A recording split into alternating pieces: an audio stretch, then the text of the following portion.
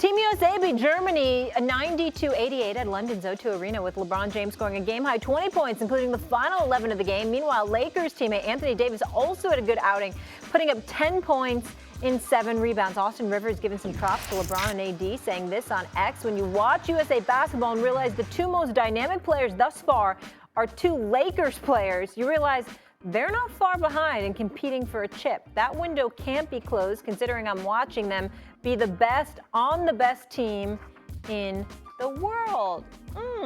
Austin with an interesting thought. Stephen A., are LeBron and AD proving the Lakers championship window is still open? I believe so.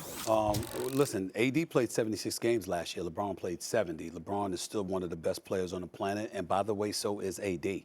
And so when you look at that and you look at them 2 years removed from getting to the Western Conference Finals, even though they got bounced out in 5 in the first round last year, that was against the Denver Nuggets. Both were against the Denver Nuggets. Now, we saw Minnesota ultimately take them out in the 7th game. We saw the absence of Bruce Brown and Jeff Green detrimentally affect the Denver Nuggets, but we know they're legitimate title contenders. We know Jokic is the best in the world.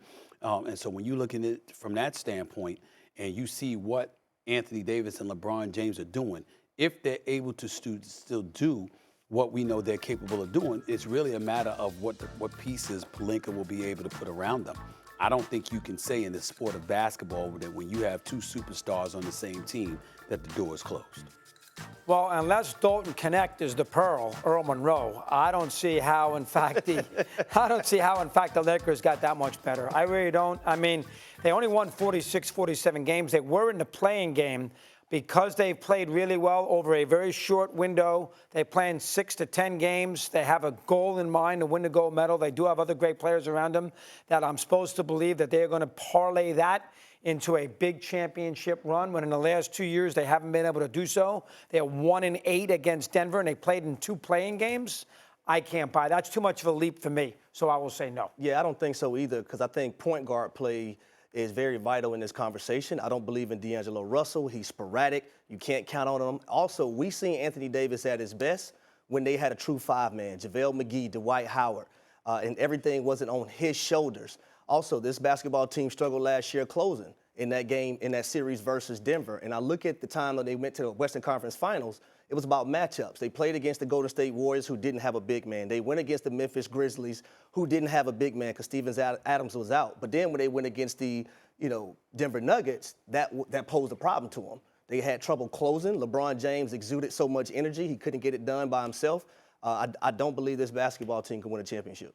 I remember no Morant with Memphis a couple years ago, and it's July, whatever it is, next June or next May. It's a long way off. They're both older. I'd be surprised. I agree with you, but in the same breath, a lot can happen. Like we saw, is Luka and Kyrie going to be able to duplicate what they did? What can we expect from Minnesota if they don't get an additional weapon to Anthony Edwards to help him out? You look at Denver, okay, can they are they a one-hit wonder, or will they return next year? There's a lot of question marks within the Western Conference with people beating up on each other. And you can capitalize off of that potentially when you have 2 experienced superstars. I wouldn't sleep on Sacramento. I'm not either. That's a team that the Lakers went 0-4 against last season, and they got better with DeMar DeRozan. Harry, are you worried about Team USA if Kevin Durant can't go? If Kevin Durant can't go, yeah. Because he eliminates a lot of the offensive woes that we've seen from this basketball team. Like right now, it's all about defense and getting out in transition because you see no cohesion on the offensive side. You got to find a way to unleash Steph Curry. 3-point shooting is going to be pivotal to to capturing the gold medal. And obviously, he's the greatest shooter God ever created. You got to make sure you get him loose. And there's no excuse not to with Steve Kerr being the coach, since he's his coach of the NBA. You should be able to find a way to get him loose. Have you heard of Sam Jones? The greatest shooter ever is Steph. Reggie, you heard that? Oh, please. The greatest shooter